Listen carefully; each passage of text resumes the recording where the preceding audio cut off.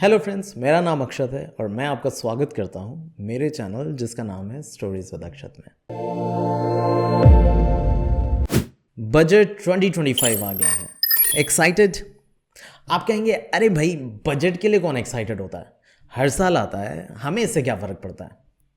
यही सोच हम में से बहुत सारे लोगों की होती है कि बजट से हमें क्या फ़र्क पड़ता है। लेकिन सोचिए, धीरू भाई अंबानी भी ऐसे ही सोचते तो आज रिलायंस इंडस्ट्री वहाँ नहीं होता जहाँ आज है।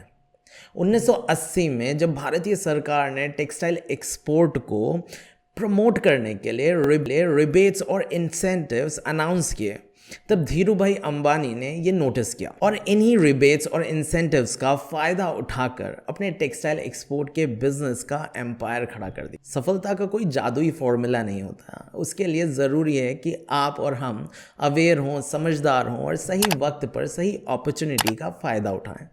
तो चलिए, इस वीडियो में हम बजट और उसकी पावर से अवेयर होते हैं। आज के वीडियो में हम 3 सबसे इम्पोर्टेंट बातें समझेंगे। पहला, बजट क्या होता है और ये हमारी लाइफ को कैसे बेटर कर सकता है।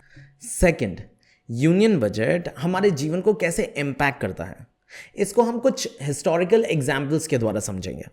थर्ड, पॉलिसीज़ को टाइम पर जानना इतना इम्पोर्टेंट क्यों है ताकि आप और हम उनका लाभ उठा सकें।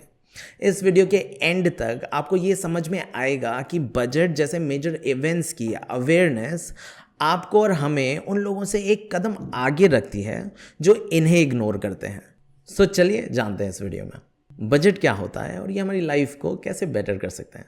इमेजिन करिए, करण एक मिडिल क्लास बंदा है जिसकी डिसेंट सी जॉब है और वो भी एक डिसेंट सैलरी के साथ। अधिकतर हम जैसे मिडिल क्लास लोग जिनको बचपन से ही एक लिमिटेड पॉकेट मनी मिलती है या कई बार नहीं भी मिलती है, years of scarcity and hard work के बाद हमें फाइनेंशियल फ्रीडम मिलता है तो हमारे जीवन भर की सारी इच्छाएं जाग जाती हैं और हम फ्रीली स्पेंड करने लग जाते हैं। ऐसा ही कुछ करण के साथ हुआ। वो भी अपनी डिज़ायर्स को फुलफिल करने लग गया, जैसे एक्सपेंसिव डाइन आउट्स पर जाने लग गया, अपने फ़ोन को हर साल अपडेट करने लग गया, ट्रैवल करने लगा और even he became an impulsive buyer. लेकिन कुछ ही समय में उसे शॉकिंगली रियलाइज हुआ that he is always short on cash before his next salary. उसकी सैलरी आने से पहले ही उसका सारा पैसा खत्म हो जा रहा था। He starts borrowing, delaying payments, and soon his financial stress skyrockets. अब इसी को प्रीति की सिचुएशन के साथ कंपैरिजन करते हैं। उसकी भी सेम सैलरी है बट वो एक सिंपल बजट फॉलो करती है। ऐसा नहीं है कि वो लाइफ एंजॉय नहीं करती, बट विद मोर कैलकुलेशन वो अपने खर्चों को लिमिटेड रखती है और अपनी सैलरी को प्रॉपरली मैनेज करती है। Among essential expenses, emergency fund, entertainment expenses and she even invests. एक साल बाद जहां करण फाइनेंशियल स्ट्रगल में फंस गया, वहीं Preeti was more at peace with her financial security. तो यहां फर्क क्या है? ये उनकी सैलरी नहीं है जिसने प्रीति और करण की फाइनेंशियल लाइफ में फर्क पैदा किया है, बल्कि how they manage their money through out made the difference. तो अपने फाइनेंसेस को, सेविंग्स को, इन्वेस्टिंग को और एक्सपेंसेस को किस तरीके से मैनेज करना है, इस प्रोसेस को ही बजटिंग कहते हैं। सो दोस्तों, हमारे पर्सनल फाइनेंसेस की तरह एक कंट्री की इकोनॉमी को भी एक व्यवस्थित फाइनेंशियल प्लानिंग की आवश्यकता होती है, and that's exactly where union budget comes in. जैसे प्रीति और करण की फाइनेंशियल हैबिट्स उनकी लाइफ को एक शेप देते हैं, वैसे ही यूनियन बजट हमारे देश की अर्थव्यवस्था को एक रोड मैप देता है to create a well-directed economic future, and it directly affects your daily life even if you don't realize it. Petrol के प्राइस, हमारी दाल रोटी, tax policies, government subsidies and even job opportunities, ये सब budget के द्वारा डायरेक्टली इनडायरेक्टली कंट्रोल होते हैं। अब अगर हमारा ये कॉन्सेप्ट क्लियर हो गया है तो हम आगे बढ़ते हैं to our next segment, which is union budget हमारी लाइफ को कैसे अफेक्ट करता है। इसे जानने के लिए will have to bounce back to 1991, जब भारत की सरकार ने अपने इतिहास का वो बजट प्रस्तुत किया। I also propose to revise upward the existing specific rates of excise duty on tires, tubes, and flaps. जिसने देश की अर्थव्यवस्था को न केवल एक नया आयाम दिया बल्कि देश के करोड़ों लोगों को रोजगार के साथ साथ आगे बढ़ने का मार्ग भी प्रशस्त किया। 1991 के इकोनॉमिक रिफॉर्म बजट से पहले देश की इकोनॉमिक ग्रोथ को लाइसेंस राज, प्रोटेक्शनिस्ट पॉलिसीज जैसे आउटडेटेड थॉट प्रोसेस ने जकड़ के रखा हुआ था। Country was going through a major economic crisis जैसे बेरोजगारी, महंगाई, इंडस्ट्रीज या बिजनेसेस स्टार्ट करने के लंबे लंबे प्रोसेसेस, जिसकी वजह से बिजनेस चलाना तो दूर स्टार्ट करना भी एक चैलेंज होता था। ज़्यादातर कंपनी सरकारों द्वारा चलाई जा रही थी जिनके प्रोडक्शंस इंफीरियर ऑपरेशंस काफ़ी स्लो थे, और जो प्राइवेट कंपनीज चल भी रही थी उनके प्रोडक्ट्स या तो बहुत ज़्यादा महंगे थे या इंटरनेशनल क्वालिटी स्टैंडर्ड से बहुत ज़्यादा लो थे। इम्पोर्ट ड्यूटीज़ पर स्काई हाई टैरिफ्स थे जिनकी वजह से बाहर देश से चीज़ें इंपोर्ट करना बहुत ज़्यादा महंगा होता था। फॉरेन कंपनीज इंडियन कंपनी का 40% से ज़्यादा ओन नहीं कर सकती थी। इन स्ट्रिक्ट पॉलिसीज़ की वजह से 1970 में कोका कोला और IBM जैसी तमाम कंपनीज ने इंडियन मार्केट छोड़ दिया था। इन्हीं सब पॉलिसीज़ के चलते Indian economy got slow down drastically, और इसका सीधा इम्पैक्ट था लोगों पर। लेकिन फिर 1991 का यूनियन बजट आया जिसमें मेजर पॉलिसीज़ रिफॉर्म थे। इन पॉलिसीज़ ने स्ट्रेट अवे इंडियन इकोनॉमी के दरवाजे ग्लोबल बिजनेसेस के लिए खोल दिया, जिससे बाहर की companies could come to India and invest here, जिसके रेवोल्यूशनरी रिजल्ट्स आए। देश में रोजगार बढ़ा, बिजनेस स्टार्ट करने के प्रोसेस इजी हुए, इनोवेशंस को बढ़ावा मिला। इसी बजट में बहुत सारी ऐसी पॉलिसीज़ आईं जिसने देश की इकोनॉमी को शेप अप किया। उनमें से एक पॉलिसी जिसने देश के उस सेक्टर को मजबूत किया जो आज भी हमारे देश की GDP में स्टैगरिंग 7.5% तक कंट्रीब्यूट करता है। कैन यू गेस वो सेक्टर कौन सा है? Software Technology Parks of India STPI scheme introduced in 1991। इस पॉलिसी ने IT के इंफ्रास्ट्रक्चर को मजबूत किया और उसमें फ्यूल भरने का काम किया। इसका सीधा असर एम्प्लॉयमेंट पर पड़ा, लोगों को जॉब्स मिली और नए नए बिजनेसेस के लिए अपॉर्चुनिटीज़ पैदा हुई। तो दोस्तों, अब तक हमने देखा कि कैसे एक बजट ने देश की अर्थव्यवस्था और आम लोगों की ज़िंदगी बदल दी। लेकिन क्या आप जानते हैं ऐसे पहले भी हुआ है? कुछ ऐतिहासिक बजट ऐसे रहे हैं जिन्होंने देश को तेज विकास दिया, तो कुछ ने चुनौतियां भी खड़ी कर दी। आखिर कौन से थे वो बजट और उनका असर क्या रहा? चलिए जानते हैं आगे। सबसे पहला 1948 first budget of free India. ये बजट ठीक भारत के पार्टीशन के बाद आया, जिसमें इकोनॉमी को स्टेबलाइज करने की बात हुई, जिसके चलते इंडियन टैक्स सिस्टम की फाउंडेशन रखी गई। इसके बाद आया दोस्तों 1955 का बजट, जिसमें इंडस्ट्रियलाइजेशन को अपलिफ्ट करने के लिए पॉलिसीज बनी। This budget led the foundation of Indian industrialisation. इस बजट के बाद PSU कंपनीज जैसे SAIL, steel authority of India, ONGC, oil and natural gas corporation, भेल, Bharat heavy electricals limited establish हुई और इंडिया सेल्फ सफिशिएंट बनने लगा। फिर आया 1970 का वो बजट जो इंदिरा गांधी की सोशलिस्ट अप्रोच के लिए फेमस है। 1970 तक भारत में अमीर और गरीब के बीच का गैप काफ़ी बढ़ चुका था।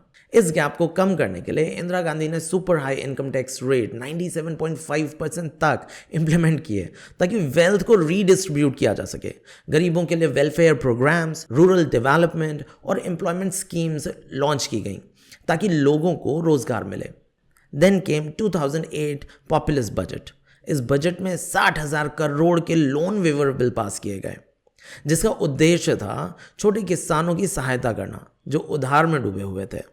लेकिन ये बजट रिफॉर्मिस्ट से ज़्यादा पॉपुलर साबित हुआ क्योंकि लोन वेवर ने शॉर्ट टर्म में रिलीफ तो दिया, लेकिन इरिगेशन, बेटर प्राइसिंग सिस्टम और स्टोरेज सॉल्यूशंस जैसे रियल प्रॉब्लम्स को एड्रेस नहीं किया। अल्टीमेटली पैसा सिर्फ डेट क्लियरेंस के लिए यूज हुआ, लॉन्ग टर्म सॉल्यूशन नहीं दिया गया।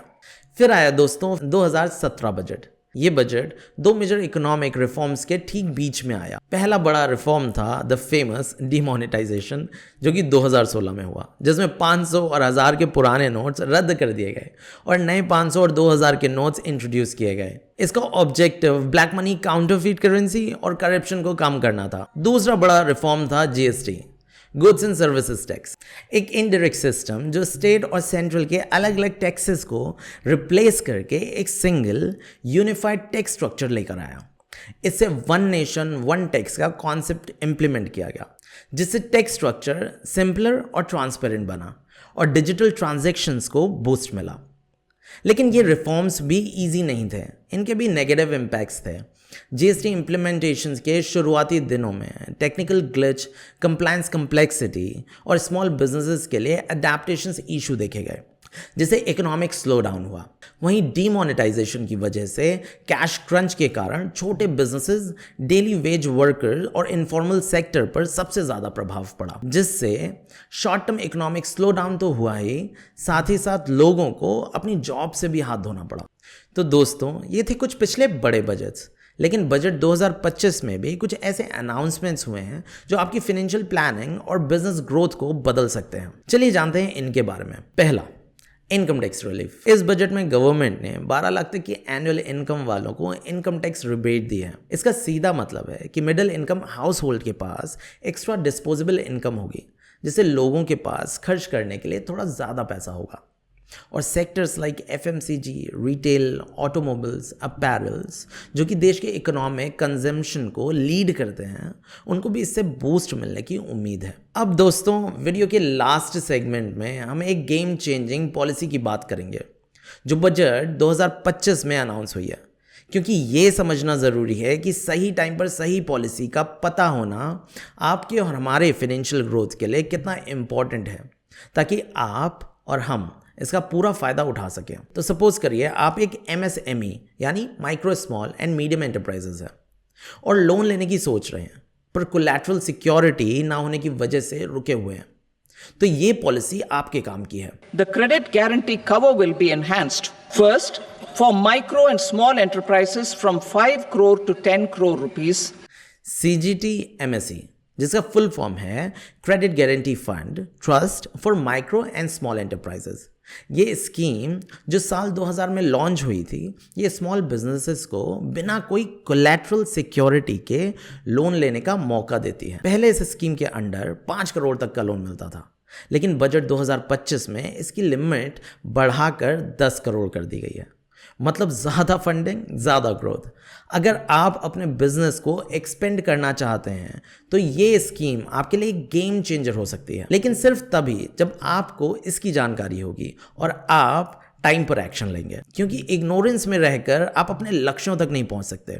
अगर आपको सही टाइम पर सही पॉलिसीज का पता नहीं चलेगा तो आप उनका फ़ायदा नहीं उठा सकते। Now I have a question for you.